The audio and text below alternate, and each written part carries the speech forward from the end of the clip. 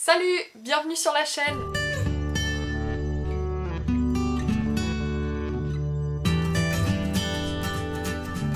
Aujourd'hui j'ai décidé de vous parler de mes meilleures lectures de manga. Je vais vous présenter pas mal de sagas, mais surtout celles que je préfère lire en ce moment. J'ai classé les 7 sagas que je compte vous présenter en 3 catégories en quelque sorte. Donc la première catégorie ça sera mes meilleures sagas en cours, donc celles que je préfère le plus, celles pour lesquelles j'attends la suite avec impatience et dont je suis déjà à jour. Je vais ensuite vous parler de sagas toutes mignonnes qui sont agréables à lire, très simples et que je vous recommande aussi tout autant. Et enfin on terminera ces recommandations sur 2 sagas qui pour moi sont des sagas qui s'adressent à tous les passionnés de lecture puisqu'elles parlent de livres. Du coup on commence sans plus tarder puisque j'ai quand même 7 sagas à vous présenter et que je suis assez bavarde quand j'aime quelque chose, et vu que là ce sont quasiment que des sagas coup de cœur, comment vous dire, je vais avoir plein de choses à raconter. La première saga que je vais vous présenter, vous avez sûrement dû en entendre parler puisqu'elle fait beaucoup de bruit, elle est extraordinaire, franchement une pépite, et elle est en cours. Actuellement le 15e tome vient juste de sortir. Il s'agit de The Promised Neverland de Kaiju Shirai et Posuka Demitsu, qui est édité en France aux éditions Kazé. Bien évidemment, c'est le jour où je compte vous présenter des mangas, qu'il m'en manque plein. Bien évidemment. Là je n'ai pas les 3 premiers tomes de The Promised Neverland puisque je les ai prêtés à un ami. Bien évidemment. Je vais quand même vous faire le pitch du tome 1, mais en tenant le tome 4 à la main. Dans The Promised Neverland, nous faisons la rencontre de 3 adolescents, Emma, Ray et Norman, qui coulent des jours heureux à l'orphelinat de Gracefield House. Dans cet orphelinat, ils sont les 3 plus âgés et sont entourés de plein de petits frères et de petites sœurs sous la protection de maman, qui est la seule dame qui s'occupe d'eux. Là-bas, ils apprennent énormément, passent leur temps à jouer dans le grand jardin et dans la bibliothèque à feuilleter des livres.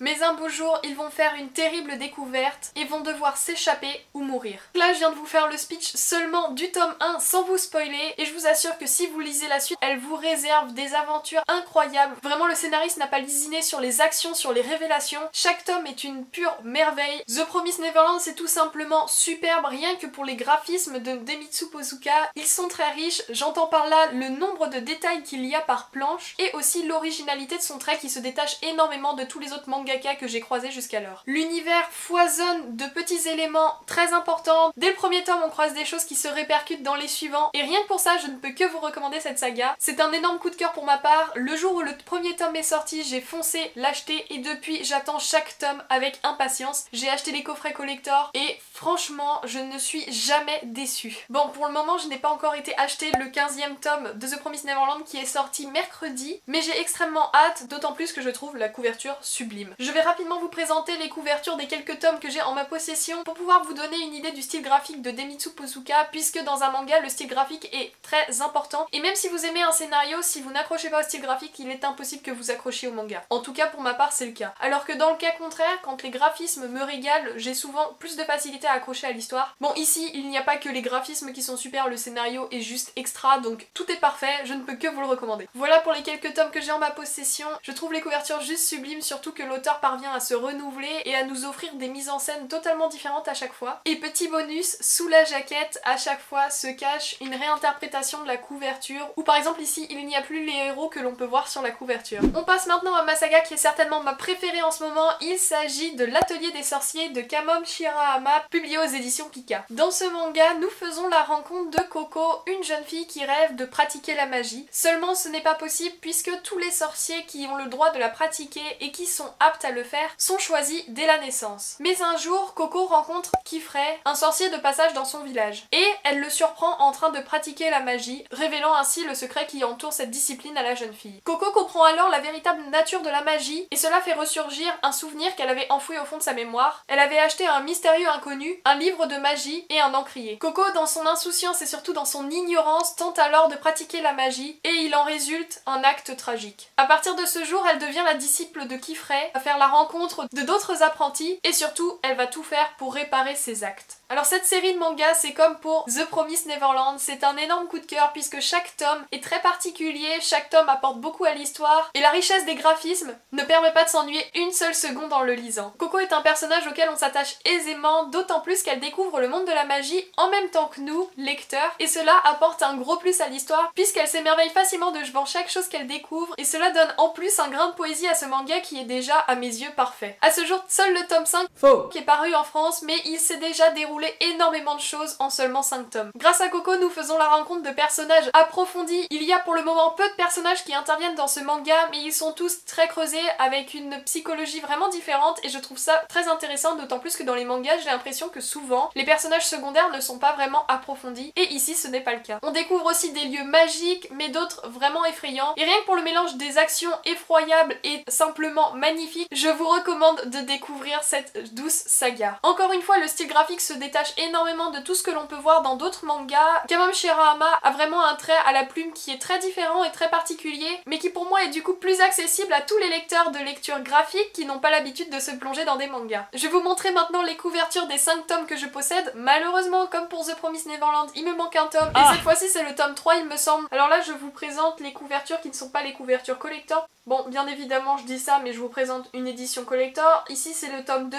mais en fait j'ai la jaquette réversible du coup. Ici, j'ai la jaquette d'origine et la jaquette réversible. Ah mais j'ai dit une bêtise tout à l'heure, j'ai dit qu'il y avait que 5 tomes de sortie, mais non, il y a le 6ème. Je l'ai lu mais je l'avais juste plus en tête. Voilà pour cette saga que j'affectionne tant, j'espère que vous l'avez lue ou alors que vous la lirez puisque c'est vraiment une petite pépite. Prochaine série de manga, il s'agit d'une série qui vient tout juste de paraître en France puisque le premier tome est sorti en juin 2020, il s'agit de Shadows House de Somato, publié aux éditions Glénat. Alors ce manga pour le moment il n'y a que 2 tomes de publiés, mais le 3ème arrive courant septembre il me semble. Alors pourquoi vous présenter une série de mangas qui pour le moment ne compte que 2 tomes? Et bien tout simplement puisque dès le 2e tome j'ai eu un énorme coup de cœur. C'est une saga qui à mes yeux va suivre le chemin de The Promised Neverland tant son univers est riche, plein de mystères et tant les graphismes sont superbes. Dans ce manga, nous faisons la rencontre d'Emiliko, une poupée vivante qui travaille au service de la famille Shadow. Alors là, vous allez me dire, on n'a rien compris. La famille Shadow, ce sont des êtres qui n'ont pas de visage, qui sont totalement noirs, composés en quelque sorte de suie. Enfin, en quelque sorte, on ne sait pas vraiment de quoi ils sont composés. Donc ici, vous avez le personnage de Kate, qui est une jeune fille de la famille Shadow. Et en fait, le rôle d'Emiliko, la poupée vivante, va être de devenir le visage de son maître ombre, donc de Kate. Emiliko n'a pas de passé, elle ne connaît pas grand chose et va totalement être éduquée par Kate et les autres poupées vivantes de la maison des Shadows. Alors ce scénario peut sembler très étrange et c'est le cas, mais en lisant ce manga on comprend facilement puisque le premier tome est très introductif et qui permet très facilement de se mettre dans l'univers de cette maison vraiment très étrange. Alors j'ai adoré les 2 premiers tomes que je recommande d'ailleurs d'enchaîner, ne pas acheter que le tome 1 sans la suite puisque le tome 1 est très introductif et peut sembler un peu plat, mais lorsque l'on se plonge dans le second tome, il n'est plus du tout question d'une histoire un peu plate, un peu facile. Un peu facile, ce n'est pas le cas, non.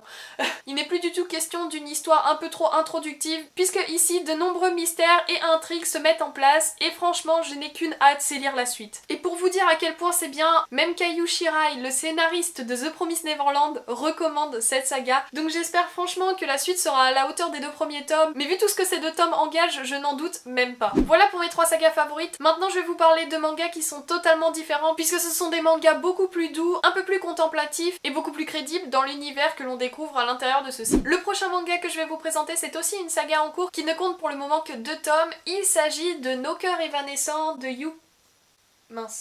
Yuki Kamatani, publié aux éditions Akata. Dans ce manga, nous faisons la rencontre de Yukata Aoi, un jeune garçon introverti, très sensible, qui ne s'ouvre aux autres que grâce au chant et à la musique. Ce jeune garçon, lorsqu'il entre au collège, va vouloir participer à la chorale. Et c'est avec sa voix d'ange, cristalline et très spéciale, qui pourrait même le mener jusqu'à devenir soprano, qui va rentrer dans ce club scolaire. Yukata va devoir alors s'intégrer dans ce groupe alors qu'il est très sensible. Ce manga, je vous recommande pour sa sincérité et pour ses planches vraiment mélancoliques. Dans ce manga, il y a beaucoup de métaphores, notamment des planches où Yukata est totalement transporté par la musique et on le vit à ses côtés à travers le dessin de ce mangaka. Avec le second tome, Yuki Kamatani parvient à aborder de nombreux thèmes que je ne vais pas citer ici pour ne pas spoiler, mais ce manga s'élargit et aborde pas mal de thèmes vraiment intéressants. Une nouvelle fois, le style graphique de ce manga est particulier, mais aussi l'agencement des planches, ce qui offre un manga dynamique, totalement adapté au thème qu'il aborde, qui est la musique. Au dos des 2 premiers tomes, il y a une accroche que je trouve superbe et qui définit parfaitement cette série, du coup je vais vous la lire pour que vous puissiez vraiment vous faire une idée de quoi parle ce manga. Dans Nos cœurs évanescents, découvrez le quotidien tout en douceur et en poésie de jeunes artistes en quête d'eux-mêmes,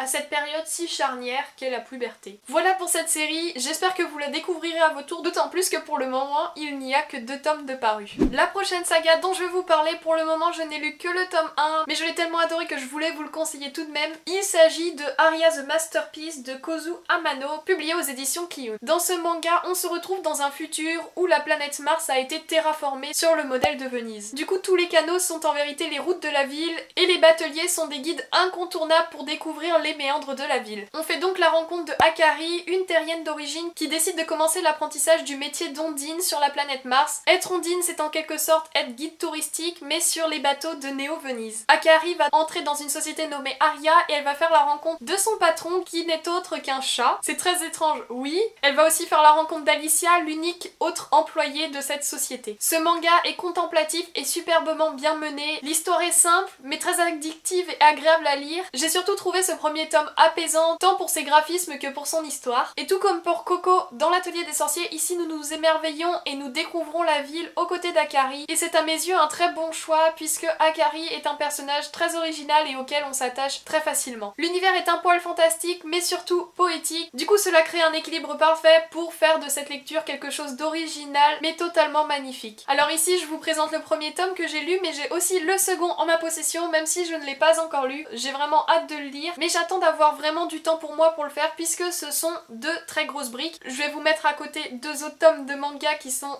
The Promised Neverland. Voilà la comparaison. Donc pour lire ce second tome de Aria the Masterpiece, je vais attendre d'avoir du temps pour moi pour pouvoir le dévorer d'une seule traite puisque à mes yeux il est très dur de s'arrêter quand on commence cette lecture. Maintenant que je vous ai présenté ces mangas très contemplatifs et doux, je vais vous parler maintenant de mangas qui parlent purement de livres et de la passion que l'on peut avoir pour la littérature. Et la première saga que je vais vous présenter, il s'agit de Magus of the Library de Mitsu Itsumi, et cette saga est publiée elle aussi aux éditions Kiyun. Alors ce manga, pour le moment il n'y a que 3 exemplaires de publiés en France et cela fait déjà un bon moment que j'attends le 4e. Du coup j'ai un peu l'impression de quitter cet univers et de plus trop me souvenir de l'histoire, mais je me souviens tout de même que ces premiers tomes avaient été de gros coups de cœur. Le résumé de ce manga commence par une citation que je vais vous lire puisqu'elle est vraiment très belle. Le livre, une source de savoir, une accumulation de signes chargés de sens, un précieux héritage qui relie passé et futur. C'est un mage qui me l'a dit un jour. Protéger les livres, c'est tout simplement protéger le monde. Je pense sincèrement que cette citation reflète parfaitement cette saga. Du coup maintenant je vais vous faire vraiment un résumé pour que vous puissiez comprendre de quoi ce manga traite. Dans Magus of the Library, on fait la rencontre de Shio,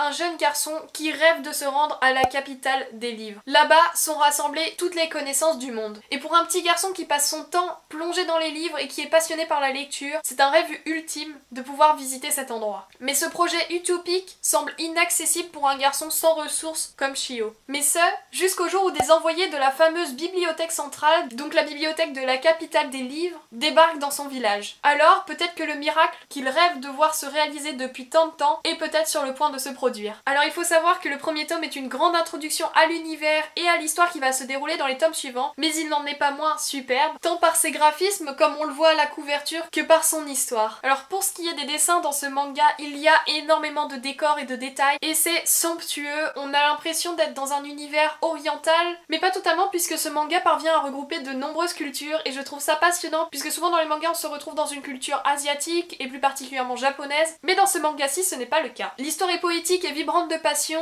et je pense sincèrement de tout mon cœur, du plus profond de moi-même, que ce manga plaira à tous les amoureux de la lecture, de la littérature, des livres en tant qu'objet. C'est vraiment une ode au domaine de la littérature et à tout ce qui l'entoure. Et puis bien évidemment il y a plein de personnages attachants, de très belles amitiés dans ce manga et on découvre à travers les yeux de Shio un univers très riche, un univers tout simplement très beau. Et la dernière saga de manga dont je voulais vous parler aujourd'hui, il s'agit de La Petite Faiseuse de Livres de beaucoup trop de gens pour que je vous cite leur nom, si je vais quand même le faire. Miyakazuki, Suzuka et Yushina, et cette saga est publiée aux éditions Otto. Alors ce livre part d'un speech que je trouve mais à la fois horrible et hilarant. C'est une jeune femme passionnée de lecture qui décède le jour d'un tremblement de terre à cause de ses étagères et de ses livres qui lui tombent dessus. Donc elle meurt littéralement étouffée sous ses livres. C'est pour moi le comble pour tout passionné de lecture. Et cette entrée permet de faire toute l'intrigue de la suite du manga puisque cette femme se réincarne dans le corps d'une jeune fille qui n'a malheureusement malheureusement pas accès aux livres. La jeune fille s'appelle Maine et elle vit dans un monde illettré, c'est-à-dire que personne ne possède de livres, personne ne sait lire et personne surtout n'en voit l'intérêt. Mais la passion de Maine pour les livres, l'écriture, la littérature et tout simplement pour les mots va prendre le dessus. Elle va tenter par tous les moyens de se procurer un livre, mais aussi de fabriquer du papier et de laisser une trace derrière elle en écrivant. Donc à travers ce manga, on retrace toute l'invention du papier jusqu'à la création du livre. Donc pour l'instant, moi j'ai lu que les 2 premiers tomes, mais le 3e tome est paru. Et dans les 2 premiers tomes, on a le droit à l'expérimentation de la confection du papyrus, mais aussi des tablettes d'argile. Maine est un personnage très attachant et on découvre à ses côtés que la passion est plus forte que tout et aussi que la fabrication des livres ne s'est pas faite en quelques minutes. C'est une saga de manga pétillante que j'ai beaucoup aimée, tant pour ses graphismes qui me semblent très simples comparés aux autres mangas, mais qui sont tout de même très doux, que pour son histoire qui est drôle et à la fois parfois dramatique, puisque les échecs de Maine font très clairement mal au cœur. Et c'est une saga qui s'adresse à tous les lecteurs, même ceux qui ne lisent pas des mangas, puisque la passion du livre est tellement bien retranscrite à l'intérieur que je pense que chaque lecteur peut s'y retrouver. Je vous montre rapidement les couvertures. Ah oui, et il est écrit au dos du livre, si les livres n'existaient pas, il faudrait les inventer. C'est exactement ce qui arrive à Maine et c'est exactement ce qu'elle va tenter de faire. Donc voilà pour cette vidéo, je vous ai présenté les sagas que j'adore tout particulièrement en ce moment et que je suis assidûment, mais j'ai lu d'autres sagas en quelques tomes parfois qui m'ont énormément plu aussi, mais je vous en parlerai peut-être dans une prochaine vidéo. Merci d'être resté jusqu'à la fin, je vous invite à venir dans les commentaires pour me dire si vous lisez des mangas, si vous avez lu l'une de ces sagas ou si l'une d'elles vous tente, et je vous invite aussi à faire vos suggestions, puisque je sais qu'il y a énormément de sagas super cool, de mangas dont on entend très peu parler, et ici je vous ai plutôt présenté des mangas qui sont assez connus. Du coup j'espère faire de belles découvertes grâce à vous, je vous remercie encore d'être resté jusqu'à la fin, n'oubliez pas de vous abonner, de liker la vidéo, et maintenant je vous dis à la semaine prochaine, salut!